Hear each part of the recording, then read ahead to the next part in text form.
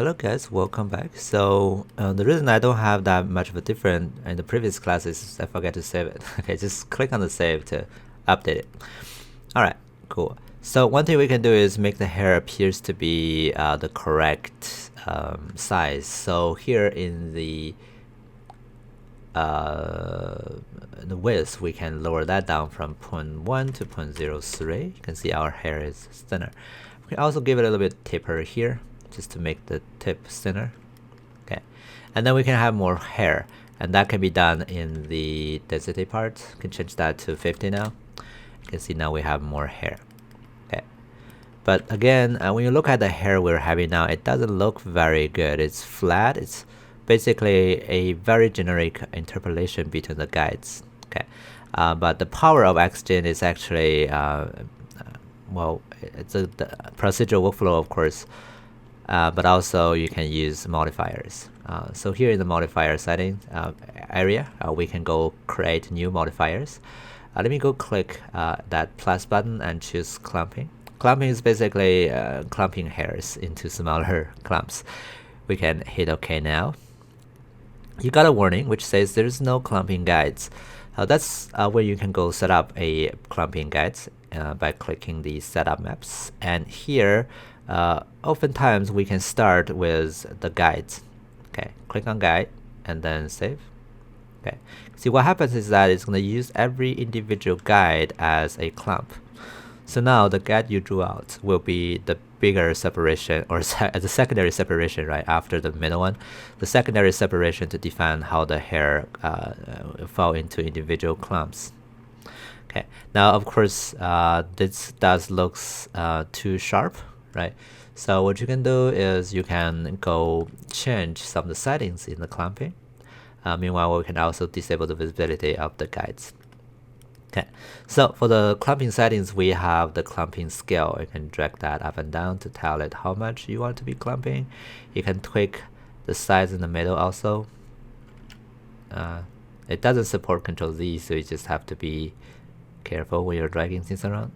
Okay, so I don't want the first clump to be concentrating that much, just a little bit. Okay, so alright.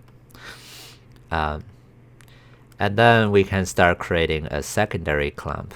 We can call this guy, we can rename this guy, I believe. No, maybe I can't. Go create another clumping. I hit OK. Now this clumping needs a different set of guides. Let me disable the visibility of the hair and show my guides. A different kind of guides to define the second clumping. So let's do setup maps. Clear that again. So what I want to do is a secondary smaller clumping. So that means I need denser guides.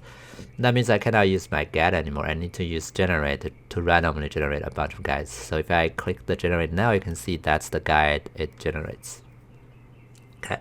Now how dense do you want the secondary guides to be? It's up to you. For natural looking guides, you want to be somewhere around like 3 times as dense as your first guides. Okay, because you can see those references of the hair. You can see now most of the time they're separating into like at least 3 smaller chunks. So what we need to do is change the density to make it bigger. Then I can go for 3 and then generate one more time. You can see now we have smaller hair. Okay, and then we can go for save. Now you can see after the bigger break up, now we have smaller ones. Let me disable the visibility of the visibility of the guides. You can see this is what we have. All right, cool. Now again, we can define how do we want the clumping to look like. Can drag up and down the separation here, right? So I still don't want it to be all the way down there.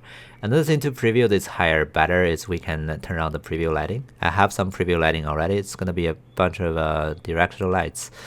You can go show use all lights or hit 7 button. You can see this is the lighting I got. Okay, I can rotate my hair.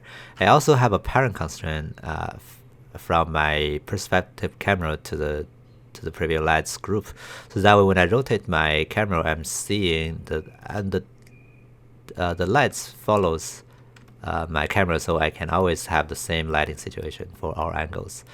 I think my backlight's a little bit too strong, so I'm gonna go ahead and change those intensity to make them weaker. Okay. All right. Cool. So back here to Xgen editor, we can then keep on going with a third breakup. So one more clumping here. Hit OK. And that's why we're going to set our map one more time. But if you do recall, right, we do need to have a much denser. So I was using 3. This time I'm going to use maybe 5. Let me clear the visibility of the hair. And let's generate and take a look. Maybe even denser than that. 6. Generate. And then save. Okay. You can see we have just another smaller breakup to the clumping. So that's the clumping we can do to just make the hair break up into smaller chunks. Okay, cool.